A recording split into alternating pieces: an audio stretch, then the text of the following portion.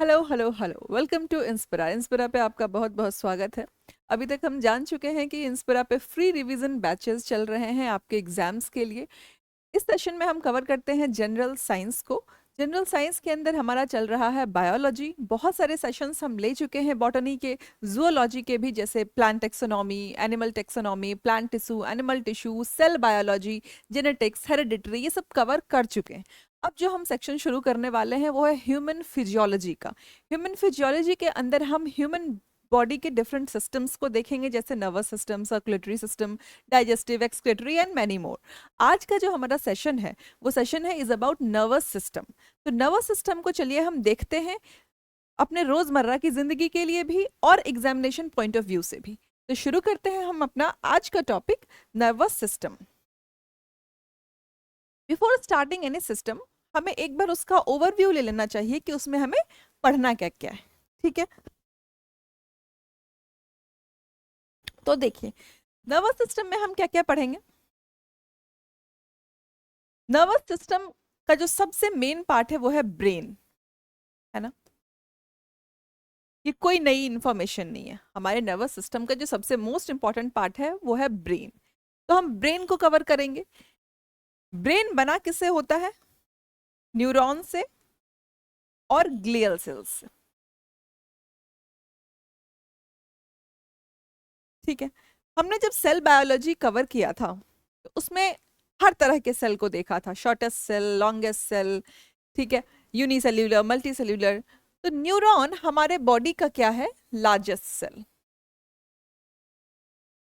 ठीक है, लार्जेस्ट इसको लॉन्गेस्ट सेल बोल लेते हैं, लॉन्गेस्ट सेल। ठीक, न्यूरॉन के स्ट्रक्चर को भी हम डिटेल में पढ़ेंगे, जो हमारे लिए इंपॉर्टेंट है। बहुत डिटेल में नहीं, लेकिन एग्जाम के हिसाब से डिटेल में पढ़ेंगे। अब न्यूरॉन्स क्या है? जब हमने न्यूरॉन को पढ़ा तो इसके बारे में हमने पढ़ा था कि न्यूरॉन्स में सेंट्रोजोम नहीं होता है। क्या नहीं होता है? सेंट्रोजोम। मैं यहां लिखती हूँ न्यूरॉन्स, इसके अंदर क्या नहीं मिलता है? सेंट्रोजोम। अब अगर आपने सेल बायोलॉजी की हमारी क्लास देखी है या इससे पहले कहीं भी पढ़ा है तो आपको पता होगा सेंट्रोजोम किस चीज के लिए रिस्पॉन्सिबल है? सेल डिवीजन के लिए। Cell division. और क्योंकि न्यूरॉन में ये एब्सेंट होता है तो ब्रेन के अंदर हम ऐसा कहते हैं कि सेल डिवीजन एब्सेंट है। दैट इज वाई आप कई बार सुनते होंगे कि ब्रेन में अगर कहीं भी चोट लग जाती है तो ब्रेन डेड हो जाता है। क्योंकि उसमें सेल डिवीजन नहीं हो रहा है तो ब्रेन अपने अंदर वापस से सेल नहीं बना पा रहा है और वो डेड हो जाता है। ये रीजन है उसका कि न्यूरॉन्स के अंदर सेंट्रोजोम नहीं है, तो सेंट्रोजोम सेल डिवीजन नहीं कर रहा है। That's why it is recommended कि आप बाइक चलाते वक्त हेलमेट जरूर पहने। अब एक सवाल आता है कि जब ब्रेन के अंदर सेल डिवीजन हो नहीं रहा है तो ब्रेन ट्यूमर होता क्यों है? क्योंकि ट्यूमर क्या है? Excessive division of cell.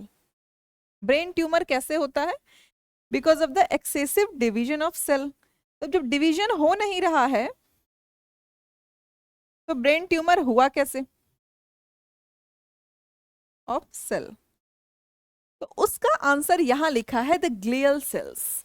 Neuron के अलावा एक और तरह के सेल मिलता है ब्रेन के अंदर, वो है ग्लियल सेल्स, जिसके अंदर डिवीजन होता है और उसी की वजह से, उसी के एक्सेसिव डिवीजन की वजह से ब्रेन ट्यूमर हो जाता है।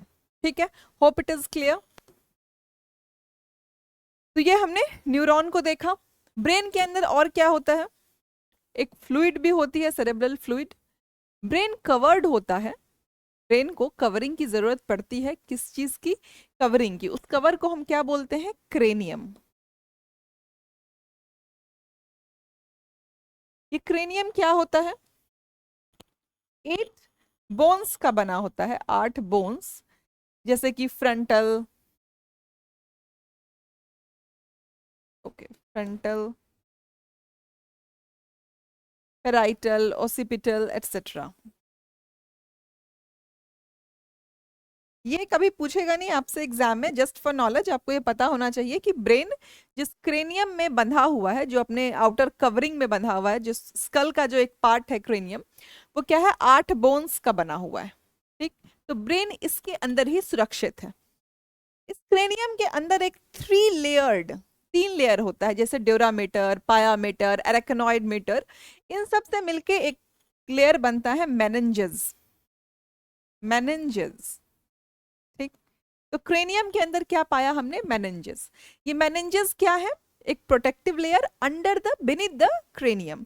इसी मेनिंजेस में अगर कभी चोट लग गई, हालांकि जब हम गिरते हैं तो क्रेनियम उसको कवर, कभी खेलते कूदते हमें चोट लग जाती है तो जो पहली चोट लगती है वो क्रेनियम में लगती है। क्रेनियम शॉक एब्जॉर्बर होता है, उसने एब्जॉर्ब कर लिया, अंदर ब्रेन सुरक्षित है। लेकिन कभी कभी अगर बहुत तेज चोट लग जाती है, बहुत कोई सीवियर एक्सीडेंट हो जाता है, तो उसके अंदर मेनिंजेस में चोट लगती है। उस इन्फ्लेमेशन को क्या बोलते हैं? मेनिंजेस के इन्फ्लेमेशन को क्या बोलेंगे? Meningitis. Hope it is clear कि व्हाट इज मेनिंजाइटिस। ठीक है, तो ये हमने देखा ब्रेन का ओवरव्यू। अभी इसको हम डिटेल में पढ़ेंगे। इसके बाद हम क्या पढ़ेंगे? ब्रेन के पार्ट्स को। ब्रेन के 3 पार्ट्स को पढ़ेंगे, फोर ब्रेन, मिड ब्रेन और हाइंड ब्रेन। ठीक है, तो ये ब्रेन है जो नर्वस सिस्टम का सबसे इंपॉर्टेंट पार्ट। ब्रेन के साथ हम पढ़ेंगे स्पाइनल कॉर्ड को, ठीक है, जो ब्रेन से कनेक्टेड होता है। और ये ब्रेन और स्पाइनल कॉर्ड दोनों मिलके नर्वस सिस्टम का एक इंपॉर्टेंट टाइप बनाते हैं, जिसको क्या कहते हैं हम? Central nervous system. क्या बोलेंगे? Central nervous system. इस सेंट्रल नर्वस सिस्टम से और नर्व्स निकलेंगी। ब्रेन और स्पाइनल कॉर्ड से क्रेनियल नर्व्स और स्पाइनल नर्व्स निकलेंगी, जो खूब सारे नर्व्स का एक नेटवर्क बना देगी। उसको हम पढ़ेंगे पेरिफेरल नर्वस सिस्टम के अंदर। तो मेजरली हम इन 2 सिस्टम को पढ़ते हैं।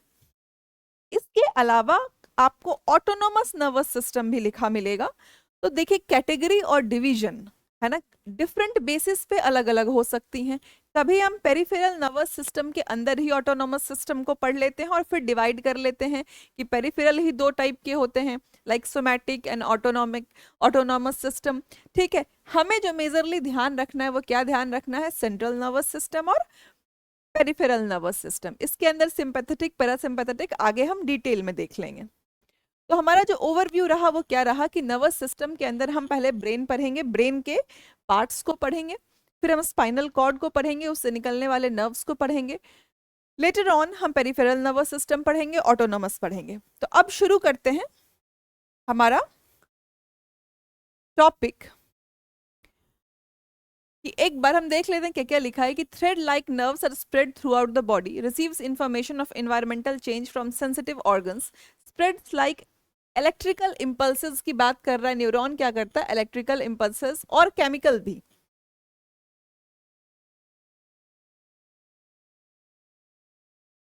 न्यूरॉन्स का काम क्या है? इलेक्ट्रिकल इम्पल्सेस को ट्रांसमिट करना और साथ ही साथ केमिकल इम्पल्स को भी।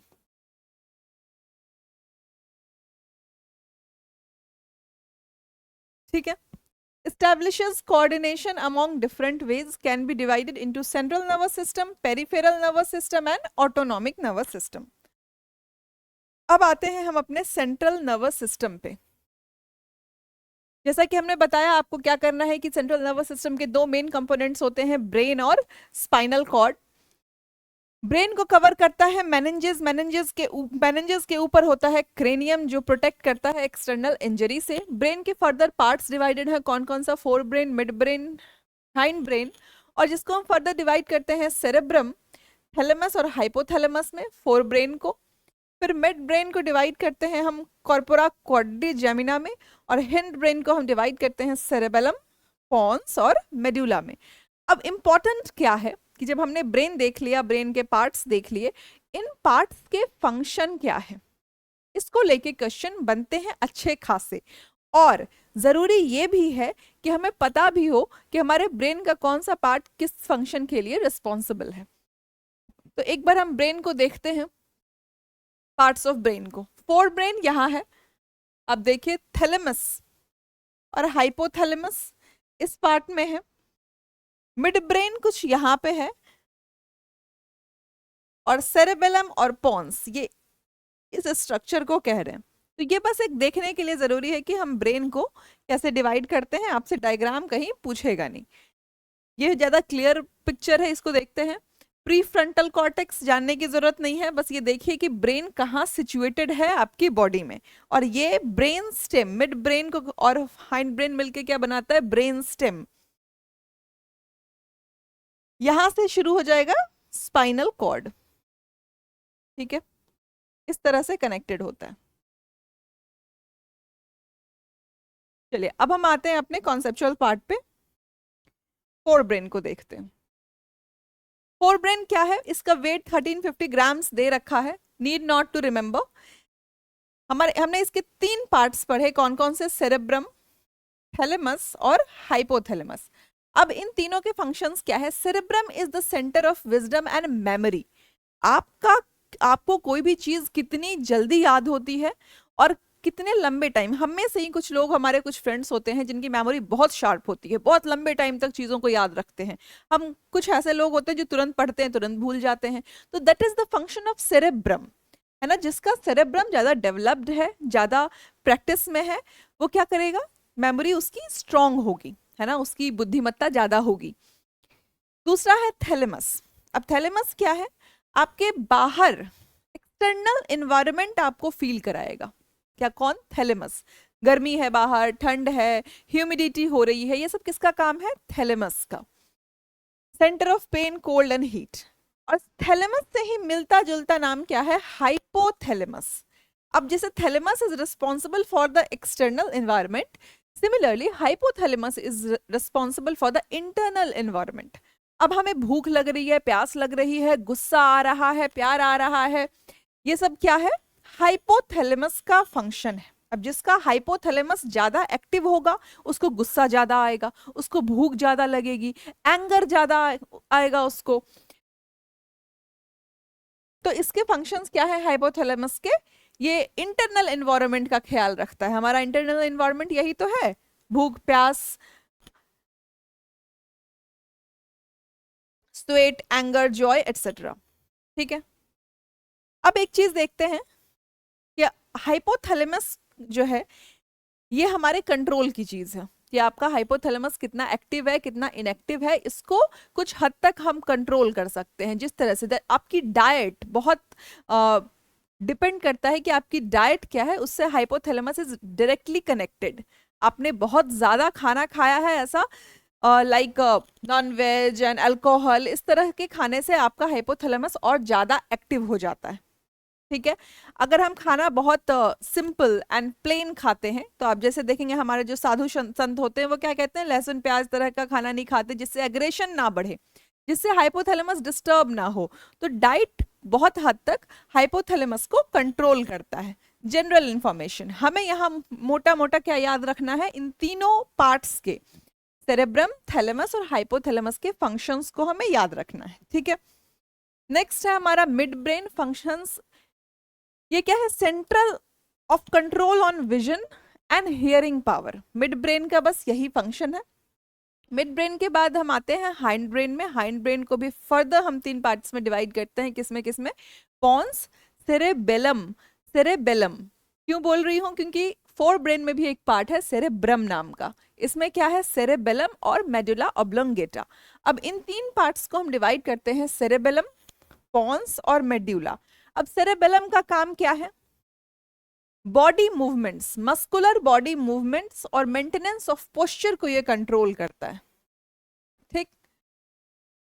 पॉन्स का क्या काम है, it acts as a bridge, किसके बीच में, ब्रेन और स्पाइनल कॉर्ड के बीच में। हमारे ब्रेन और स्पाइनल कॉर्ड के बीच में एक ब्रिज है जिसको हम पॉन्स बोलते हैं। Medulla, posterior most part of brain and continuous into spinal cord. It connects and communicates with the brain and spinal cord. Function क्या क्या है इसका, जैसे ये रेगुलेट करता है वेसोमोटर सेंटर्स को, हार्ट एक्शंस को, रेस्पिरेशन को, कफिंग और स्नीजिंग को, ठीक है। तो हमने तीन फंक्शंस हाइंड ब्रेन के पढ़े, तीन पार्ट्स क्या क्या, पॉन्स, सेरेबेलम और मेडुला ऑब्लोंगेटा। पॉन्स का क्या काम था? Pons is acts as a bridge, कहाँ? ब्रेन और स्पाइनल कॉर्ड। स्पाइनल कॉर्ड को हम आम भाषा में सेकंड ब्रेन भी कहते हैं। हमारा सेकंड ब्रेन क्या है? Spinal cord. स्पाइन, जब कभी ब्रेन बहुत बिजी होता है तो स्पाइनल कॉर्ड अपने आप एक्टिव मोड में आ जाता है कि अब मुझे ब्रेन का काम करना है। तो जो हमारा सरप्राइज होना होता है कि हम कहीं और बिजी हैं, हमारा ध्यान कहीं और है, पीछे से किसी ने नॉक कर दिया तो हम एकदम से चौंक जाते हैं। तो वो चौंकना कहाँ, उसमें क्या एक्टिवेटेड है? हमारा स्पाइनल कॉर्ड। ठीक है, तो spinal cord also acts as our second brain. तो इसी ब्रेन और स्पाइनल कॉर्ड के बीच के ब्रिज को क्या बोलते हैं? पॉन्स। सेरेबेलम का काम क्या है? मेंटेनेंस ऑफ पोस्चर और मस्कुलर बॉडी मूवमेंट्स। मेडुला का काम क्या है? हार्ट एक्शन, वैसोमोटर सेंटर्स को कंट्रोल करना, हार्ट एक्शन, ब्रीदिंग, कफिंग, इन सब को कंट्रोल करना किसका काम है? मेडुला ऑब्लोंगेटा का। अब आते हैं spinal cord. Central nervous system के सेकेंड पार्ट में, सेंट्रल नर्वस सिस्टम किसका बना हुआ है? ब्रेन और स्पाइनल कॉर्ड का। ब्रेन को हमने पढ़ लिया है। स्पाइनल कॉर्ड है posterior reason of medulla oblongata. ठीक है, फंक्शन क्या है इसका? रिफ्लेक्स एक्शन को कंट्रोल करता है। रिफ्लेक्स एक्शन किसको बोलते हैं? हमने किसी हॉट पैन को छुआ और हाथ पीछे कर लिया, तुरंत गर्म लगा, इसको क्या बोलते हैं? Reflex action. कभी कांटा चुभ गया तो हमने हाथ जल्दी से पीछे कर लिया, this is also reflex action. जहां भी हमें इंस्टेंट रिएक्शन देना होता है, that is reflex action. Carry क्या करता है? Impulses coming out of brain. Brain से जो इंपल्सेस आ रहे हैं उसको कैरी करना किसका काम है? स्पाइनल कॉर्ड को। स्पाइनल कॉर्ड को प्रोटेक्शन किस में होता है? वर्टिब्रल कॉलम में।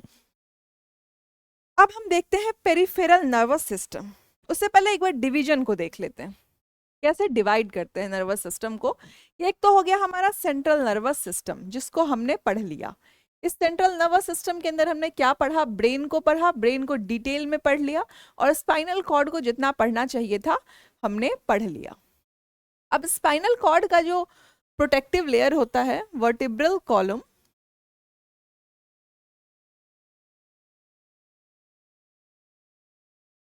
वर्टिब्रल कॉलम,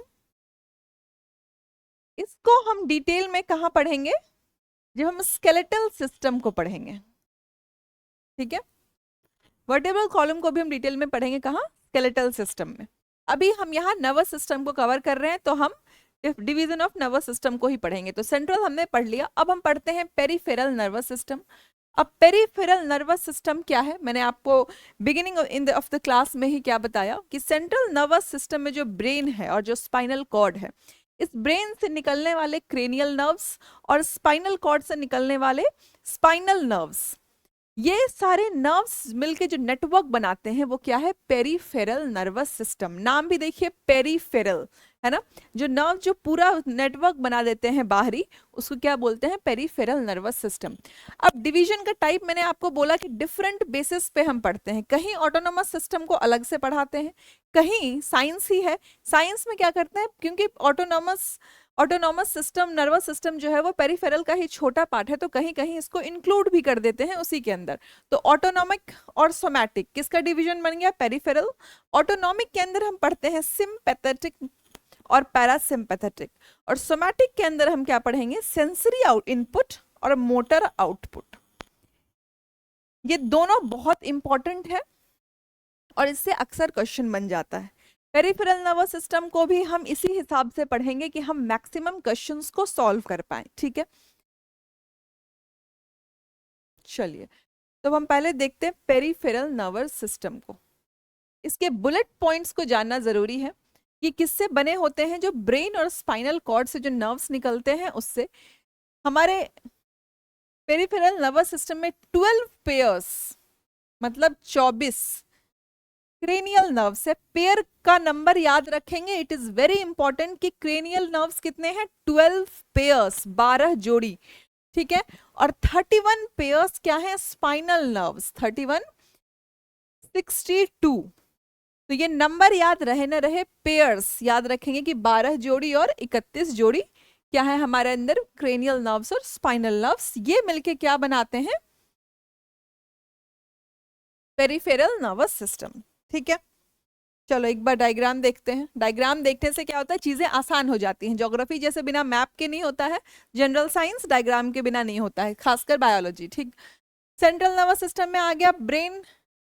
ठीक है, ये ब्रेन, ये स्पाइनल कॉर्ड, ये लंबा सा खिंचा हुआ spinal cord.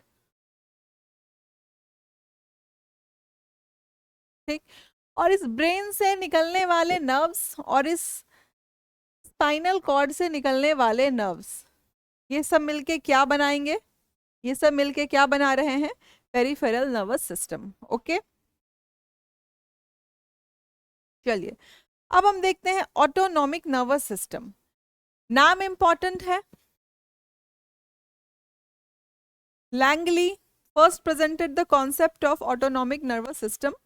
Take a break first.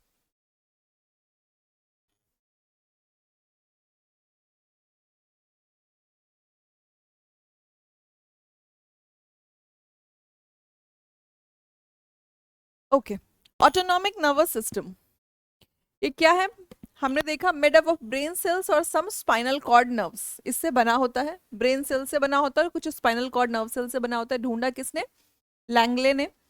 Langley बोले, लैंजले बोले, 1921 में कॉन्सेप्ट दिया था इसका। इसके दो पार्ट्स हैं, सिंपैथेटिक नर्वस सिस्टम और पैरासिम्पैथेटिक नर्वस सिस्टम। अब इन दोनों को देख लेते हैं। सिंपैथेटिक क्या करता है, narrows the blood vessels in the skin. जो हमें गूज बम्प्स हो जाते हैं, जब हम ऐसी कोई बहुत बढ़िया बात सुन लेते हैं, बहुत मोटिवेटिंग बातें सुन लेते हैं, तो हमारे गूज बम्प्स होते हैं। तो जो इरेक्शन ऑफ हेयर होता है वो किसकी वजह से होता है, इसी सिंपैथेटिक नर्वस सिस्टम की वजह से। Hair gets erected, reduces secretion of salivary glands. कभी कभी हमारे अंदर सलाइवा का फॉर्मेशन कम होता है, माइलेज का फॉर्मेशन कम होता है, वो किस वजह से, इसी की वजह से। Increases heart beat, blood pressure, sugar level, respiration, number of RBCs in the blood. और क्या है, increase secretion of sweat glands. Sweat glands का सेक्रेशन, कोई बहुत डरावनी चीज आ गई हमारे सामने, हम रास्ते पे चल रहे हैं और एकदम से दो चार कुत्ते आ गए सामने, तो वो जो एक स्वेटिंग बढ़ना शुरू हो जाती है डर के मारे, जो स्वेटिंग है, उस स्वेटिंग का रीजन क्या है कि स्वेट ग्लैंड्स का सेक्रीशन बढ़ा है। किस वजह से, इस सिंपैथेटिक नर्वस सिस्टम की वजह से बढ़ा है। Increase secretion of sweat glands, stretches the pupil of eyeball, relax the urinary bladder, help in clotting.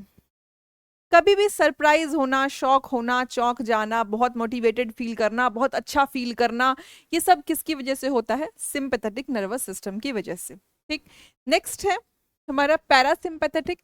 अब इसका क्या क्या काम है, इसके हैं बड़े बड़े काम, जैसे आंखों का डायलेशन ऑफ द प्यूपिल, किसका काम था, सिंपैथेटिक का। तो इसका काम क्या होगा, contraction of the प्यूपिल, increases the secretion of, ठीक उल्टा, जो जो काम सिंपैथेटिक में हमने पढ़ा उसका उल्टा काम किसका होगा, पैरासिम्पैथेटिक का। पैरासिम्पैथेटिक क्या करेगा, सेक्रेशन के सलाइवा को बढ़ा देगा, अदर डाइजेस्टिव जूसेस बढ़ा देगा, contraction in other muscles of the urinary bladder को इंक्रीज करेगा, इंटेस्टाइनल वॉल्स, और effect of this nervous system collectively creates occasion of rest and Joy.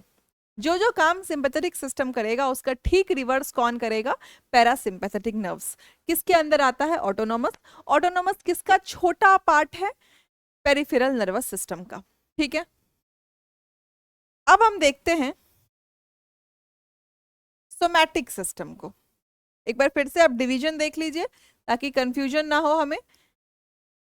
हमने क्या क्या पढ़ा, सेंट्रल नर्वस सिस्टम पढ़ लिया, पेरिफेरल नर्वस सिस्टम। पेरिफेरल के अंदर हमने पढ़ा कि इसमें क्या होते हैं, क्रेनियल नर्व्स होते हैं 12 पेयर्स, 12 पी, और स्पाइनल नर्व्स होते हैं, स्पाइनल नर्व्स 31 पी, 31 पेयर्स। ठीक है, इसके अंदर हमने पढ़ा कि इसका छोटा पार्ट है, इसको हम अलग से भी पढ़ सकते हैं, लेकिन इसका छोटा पार्ट क्या है, ऑटोनोमस नर्वस सिस्टम। ऑटोनॉमिक के दो पार्ट्स हैं, सिंपैथेटिक। सिंपैथेटिक के हमने फंक्शंस पढ़ लिए, क्या क्या फंक्शंस थे, स्वेट ग्लैंड को इंक्रीज कर रहा था, प्यूपिल को डायलेट कर रहा था, इरेक्शन ऑफ हेयर। ठीक है, और इन सब का रिवर्स कौन कर रहा था, पैरासिम्पैथेटिक। अब हमें पढ़ना है सोमैटिक नर्वस सिस्टम, और सोमैटिक के अंदर हम पढ़ेंगे सेंसरी नर्व्स को और मोटर नर्व्स को। बेसिकली हम क्या पढ़ेंगे, रिफ्लेक्स आर्क को। रिफ्लेक्स आर्क किसके अंदर हम पढ़ेंगे? सोमैटिक के अंदर। तो चलिए रिफ्लेक्स आर्क देख लेते हैं, इजी टू अंडरस्टैंड है। देखिए अभी क्या है, रिफ्लेक्स आर्क लिख दिया है मैंने। सेंसरी न्यूरॉन, पहले पार्ट्स देख लेते हैं क्या क्या है। दो तरह के हमारे पास यहाँ न्यूरॉन्स हैं, कौन कौन से? सेंसरी न्यूरॉन और मोटर न्यूरॉन। नर्व्स भी बोल सकते हैं, इन्हीं न्यूरॉन्स के समूह को क्या बोलेंगे? Sensory nerves. और ग्रुप ऑफ मोटर न्यूरॉन्स क्या बनाएंगे? Motor nerves. तो हमें रिफ्लेक्स आर्क में दो चीजों का ध्यान रखना है, पहली कौन सी? सेंसरी नर्व्स, और दूसरा मोटर। और क्या ध्यान रखना है कि ये सेंसरी न्यूरॉन और ये मोटर न्यूरॉन्स जाते कहाँ पे? तो आपको एक ये डिवीजन दिख रहा होगा, कहाँ? स्पाइनल कॉर्ड पे। और एक यहाँ इनका दे मीट एट ब्रेन। ठीक, अब देखिए करते हैं क्या है हम लोग। हमने देखा एक एप्पल, तो एप्पल काम किस चीज का किया? स्टिमुलस। ये स्टिमुलस कुछ भी हो सकता है, it could be heat, cold.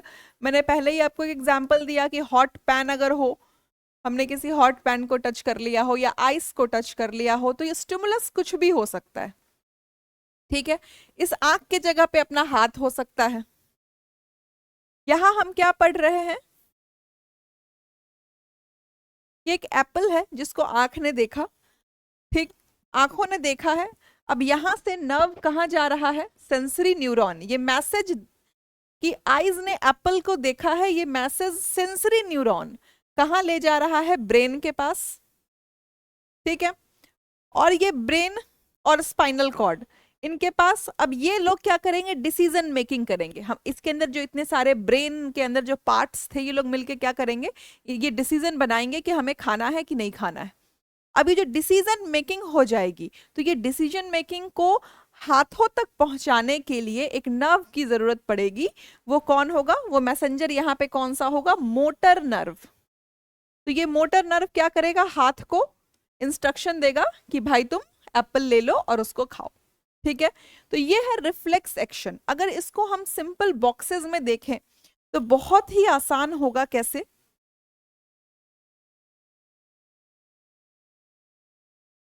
तीन बॉक्स हम बना लेते हैं। ठीक है, अब यहां पे ले लेते हैं स्टिमुलस, कोई भी स्टिमुलस, और यहां रख लेते हैं इफेक्टर। अब स्टिमुलस, इसको थोड़ा बड़ा लिखती हूं, स्टिमुलस। स्टिमुलस क्या करेगा? और यहाँ central nervous system, central nervous system के अंदर कौन आ गया? ब्रेन और स्पाइनल कॉर्ड। तो ये स्टिमुलस का मैसेंजर कौन होगा? Sensory nerve. सेंसरी नर्व क्या करेगा? मैसेज लेके जाएगा। ठीक है, और सीएनएस यहाँ थिंकिंग प्रोसेस के बाद क्या करेगा? इफेक्टर जो ऑर्गन होगा हमारा, उसको कमांड देगा किसके थ्रू? मोटर नर्व के थ्रू। ठीक है, कि भाई अब तुम काम करो। तो ये कंप्लीट पार्ट को क्या बोलते हैं? Reflex action. ठीक है, hope you understand what is somatic nervous system. आपको मोटर समझ में आ गया होगा, मैं आई होप कि आपको सेंसरी भी समझ में आ गया होगा। जो ना समझ में आए वो कमेंट सेक्शन में मेंशन करें कि क्या समझ नहीं आया। अब हम देख लेते हैं स्ट्रक्चर ऑफ न्यूरॉन को, कि हमने जो इतना पूरा नर्वस सिस्टम पढ़ लिया, ये नर्वस सिस्टम बना हुआ किसका है? नर्व सेल्स को। उस नर्व सेल्स को क्या बोलते हैं? न्यूरॉन। और न्यूरॉन का कुछ स्ट्रक्चर है ऐसा कि ये है इसके अंदर का न्यूक्लियस, ये इसकी बॉडी है। ये देखिए, ये फिगर में ये डायग्राम यहाँ इसलिए लेके आ गई हूँ, कभी पूछ ले कि ये जो ट्री टाइप स्ट्रक्चर होता है उसको क्या बोलते हैं? डेंड्राइट्स बोलते हैं। ये जो लंबी सी बॉडी है, लंबी सी बॉडी जहां से सिग्नल पास होता है, इसको एक्सॉन बोलते हैं। This is axon. और ये जो इससे ब्रांचेस जैसा निकला होता है, ब्रांचेस, उसको क्या बोलते हैं? डेंड्राइट्स। तो तीन नाम याद रखना है, एक तो डेंड्राइट्स, एक एक्सॉन, और एक वेरी इंपॉर्टेंट ये साइनेप्स। ये साइनेप्स क्या होता है? अगर इसको बहुत टेक्निकली समझे तो साइनेप्टिकल नॉब होगा, साइनेप्टिकल नॉब के बाद एक क्लेफ्ट होगा, साइनेप्टिकल नॉब का काम होगा ट्रांसमीटर्स रिलीज करना, लेकिन ये सब हमारे किसी काम का नहीं। हमें क्या समझना है कि दो न्यूरॉन्स के बीच में एक जो इंटरजंक्शन आता है उसको क्या बोलते हैं? Synapse. The gap between two neurons क्या बोलेंगे उसको? साइनेप्स। तो हमें न्यूरॉन के स्ट्रक्चर में तीन चीजें याद रखनी है। एक्सॉन, एक्सॉन क्या है? ये पूरी बॉडी, ये जो इसका टेल जैसा स्ट्रक्चर है वो एक्सॉन है। ये जो ट्री जैसा स्ट्रक्चर है दैट इज डेंड्राइट्स, और साइनेप्स याद रखेंगे इंटरजंक्शन को। ठीक है, होप आपको हम समझा पाए। ये पूरा नर्वस सिस्टम हमारे एग्जाम पॉइंट ऑफ व्यू से ये हमारा कंप्लीट नर्वस सिस्टम है। एक बार अगर हम मोटा मोटा सीख लें कि हमने नर्वस सिस्टम में क्या पढ़ा तो उसको रिवाइज करते हैं। चलिए रिकॉल करते हैं कि हमने पढ़ा क्या। हमने नर्वस सिस्टम को शुरू किया, उसमें देखा ब्रेन। ब्रेन का हमने देखा कंपोजिशन बना किससे था? न्यूरॉन से और ग्लियल सेल्स से। न्यूरॉन में क्योंकि सेंट्रोसोम नहीं होता है तो डिवीजन नहीं होता है, इसलिए हम कहते हैं there is no cell division in brain. लेकिन ग्लियल सेल्स है जिसमें डिवीजन होता है। हमने न्यूरॉन के स्ट्रक्चर को देखा, उसमें देखा एक्सॉन, एक्सॉन के साथ साथ देखा डेंड्राइट्स और देखा हमने साइनेप्स। ठीक है, दिस वाज ब्रेन। फिर हमने देखा कि ब्रेन को हमने कवर किया क्रेनियम में। क्रेनियम के अंदर एक और लेयर थी, कौन सी? मेनिंजेस की। इस मेनिंजेस में अगर किसी भी तरह का इन्फ्लेमेशन होता है तो we saw that it is meningitis. ठीक है, फिर हमने पढ़ा ब्रेन के पार्ट्स को। 3 पार्ट में हमने डिवाइड किया, किसमें? फोर ब्रेन, मिड ब्रेन और हाइंड ब्रेन। फोर ब्रेन को हमने फर्दर डिवाइड किया किसमें? सेरेब्रम में और थैलेमस, हाइपोथैलेमस। इन तीनों के हमने फंक्शंस देख लिए। फिर देखा हमने मिड ब्रेन, फिर देखा हाइंड ब्रेन। हाइंड ब्रेन को फर्दर 3 पार्ट्स में डिवाइड किया, किसमें? पॉन्स में, सेरेबेलम में और मेडुला ऑब्लोंगेटा में। ठीक, this was our brain. Brain से कनेक्टेड था स्पाइनल कॉर्ड, हमने स्पाइनल कॉर्ड को देखा। ब्रेन से निकलने वाले नर्व्स को हम क्रेनियल नर्व्स कहते हैं, जो 12 पेयर्स थे। और स्पाइनल कॉर्ड से निकलने वाले नर्व्स को हम क्या कहते हैं? Spinal nerves. स्पाइनल कॉर्ड किसके अंदर प्रोटेक्टेड है? वर्टिब्रल कॉलम के अंदर। इन दोनों के जो नर्व्स हैं, 12 pairs cranial nerves and 31 pairs of spinal nerves, ये दोनों मिलके क्या बनाते हैं? Peripheral nervous system. ठीक है, पेरिफेरल नर्वस सिस्टम को फर्दर हमने 2 पार्ट्स में डिवाइड कर दिया, ऑटोनोमस और सोमैटिक में। ऑटोनोमस 2 पार्ट्स में आए, सिंपैथेटिक और पैरासिम्पैथेटिक। हमने सिंपैथेटिक के फंक्शंस देखे, उसमें क्या क्या थे? Erection of our hair, goosebumps का हो जाना, सलाइवरी ग्लैंड से सलाइवा को कंट्रोल करना, फिर स्वेटिंग को कंट्रोल करना कि अगर कोई डर डर जैसी चीज आ गई, कोई स्कैरी थिंग आ गई तो हम स्वेट ग्लैंड का जो स्वेट ग्लैंड की जो सेक्रीशन है वो बढ़ जाती है, तो वो। और इन सब का रिवर्स हमने क्या पढ़ा? पैरासिम्पैथेटिक में। फिर हमने पढ़ा सोमैटिक सिस्टम। सोमैटिक सिस्टम के अंदर हमने 2 नर्व्स पढ़े, सेंसरी और motor. Sensory goes to central nervous system message लेके, और central nervous system motor nerves के थ्रू कमांड देता है ऑर्गन्स को। तो ये पूरा एक सिस्टम बना रिफ्लेक्स आर्क का। This was the entire nervous system. मैं आपको कहती हूं कि 99% इस लेक्चर को अगर आपने ध्यान से सुना है और आपने 2-3 बार इसको और सुन लिया तो नर्वस सिस्टम से आने वाला एक भी क्वेश्चन आप एग्जाम में नहीं छोड़ के आएंगे। फिलहाल हम कुछ क्वेश्चंस को अटेम्प्ट कर लेते हैं जो प्रीवियस ईयर्स क्वेश्चंस हैं। किस तरह के क्वेश्चन पूछे जाते हैं, अब आप ये सॉल्व करिए, फाइंड आउट कि आपने लेक्चर में ठीक से समझा है कि नहीं समझा है। क्वेश्चन क्या है? How many pairs of cranial nerves are there in human beings. ये प्रीवियस ईयर्स क्वेश्चन है, डिफरेंट पीसीएस में, डिफरेंट स्टेट एग्जाम्स में पूछे हुए क्वेश्चन है, रादर यूपीएससी में भी पूछा हुआ है। तो क्रेनियल नर्व्स ह्यूमन बींग्स में कितने होते हैं? 12। आप खुद भी अटेम्प्ट करेंगे वीडियो को पॉज करके, ठीक है। Nerves arise from the spinal cord, 13, 31, 33, 12। कितने पेयर होते हैं? 31 pair. Do attempt the question. अगर आपको अपने लेक्चर को पढ़ा हुआ चेक करना है तो वीडियो को पॉज करके आप क्वेश्चन को आंसर देंगे। मैं क्वेश्चन का आंसर साथ में दिए जा रही हूँ, ठीक है।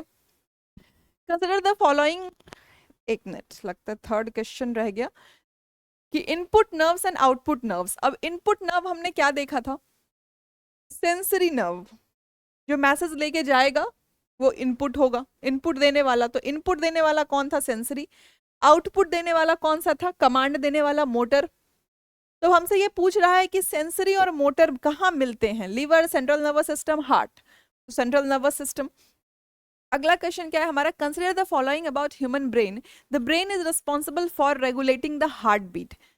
करेक्ट। ब्रेन हमने पढ़ा था, कौन सा पार्ट था? या आप बताएंगे मुझको कि कौन सा पार्ट था जो हार्ट बीट को रेगुलेट कर रहा था। मैं ये भी बता देती हूँ कि हाइंड ब्रेन का वो पार्ट था। अब आप मुझे बताएंगे वो पॉन्स था, सेरेबेलम था या मेडुला था, ठीक है। दूसरा है it is responsible for balancing the body. अब बॉडी बैलेंसिंग, पोस्चर को मेंटेन करना किसका फंक्शन था? वो ब्रेन का ही एक पार्ट था। दोनों का नाम आप कमेंट सेक्शन में बताएंगे। ऑप्शंस दोनों सही हैं, आंसर जाएगा 1 और 2। अगला हमारा क्वेश्चन है body temperature is regulated by. Body temperature कौन रेगुलेट करता है? हमने पढ़ा था फोर ब्रेन में कि थैलेमस का काम है एक्सटर्नल एनवायरनमेंट के बारे में बताना, गर्मी है, ठंडा है, ह्यूमिडिटी है, कुछ भी है। हाइपोथैलेमस का काम क्या था? इंटरनल टेम्परेचर को, इंटरनल फंक्शंस को कंट्रोल करना, इंटरनल एनवायरनमेंट को। तो बॉडी टेम्परेचर को कौन करेगा? हाइपोथैलेमस। ठीक है। Which of the following parts of the human brain is the regulating center for swallowing and vomiting? swallowing और vomiting किसका काम था? सेरेबेलम, सेरेब्रम, मेडुला और पॉन्स। अब इस क्वेश्चन का आंसर आप मुझे कमेंट सेक्शन में बताएंगे कि ये किस ब्रेन पार्ट का काम है। ठीक है, टेस्ट योरसेल्फ।